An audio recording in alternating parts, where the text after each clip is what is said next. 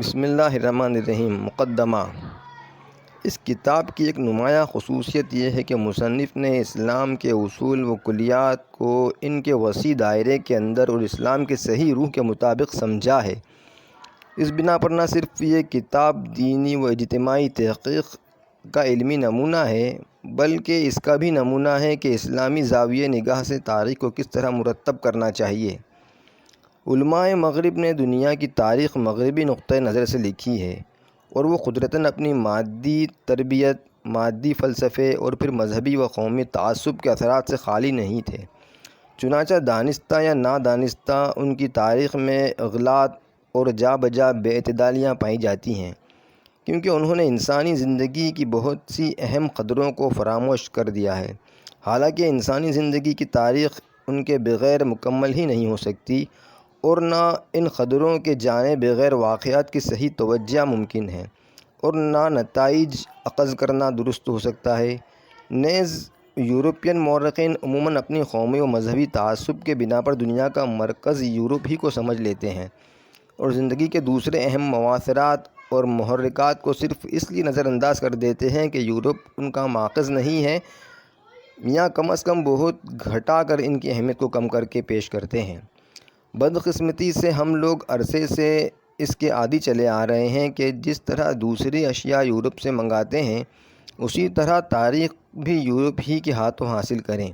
اور ان تمام کمزوریوں کے ساتھ اس کو جوں کا توں لے لیں۔ حالانکہ ان کا طریقہ تصنیف اور طریقہ فکر ہی سرے سے ناقص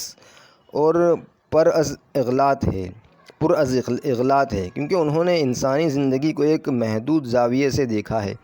اور اس غلط اور محدود زاویہ نگاہ سے وہ غلط نتائج کا شکار ہوئے ہیں۔ اور یہ ظاہر ہے جب مقدمات ہی درست نہ ہوں گے تو نتیجہ کس طرح صحیح ہو سکتا ہے۔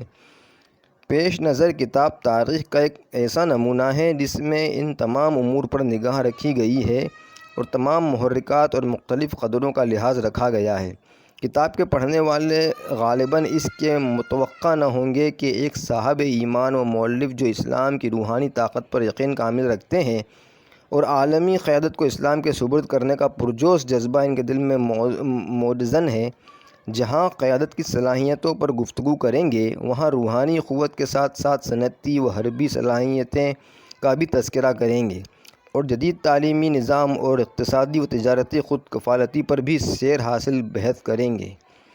لیکن بڑی مسرت کی بات ہے کہ انہوں نے اس پہلو کو بھی تشنا نہیں چھوڑا۔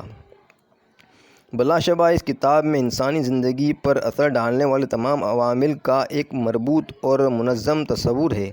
اسی مربوط و منظم تصور کے ساتھ تاریخ کا جائزہ لیا گیا ہے، اور امت اسلامیہ کو ایسا مشورہ دیا گیا ہے جس میں پورا اعتدال اور تناسب پایا جاتا ہے، اور اسی خصوصیت کے بنا پر یہ کتاب تاریخ نویسی کا ایک کامیاب نمونہ ہے۔ اس سے معلوم ہوتا ہے کہ مسلمان کو یورپ کے اسلوب نگارش سے بے نیاز ہو کر، جس میں ارتباط و توازن، مورخانہ انصاف اور علمی تحقیق کی بالعموم کمی ہوتی ہے، تاریخی مباحث پر کس طرح قلم اٹھانا چاہیے اور کس انداز سے اس کو مرتب کرنا چاہیے۔ میری خوش قسمتی ہے کہ پیش نظر کتاب کے بارے میں اپنے ان تاثرات کے اظہار کا موقع ملا،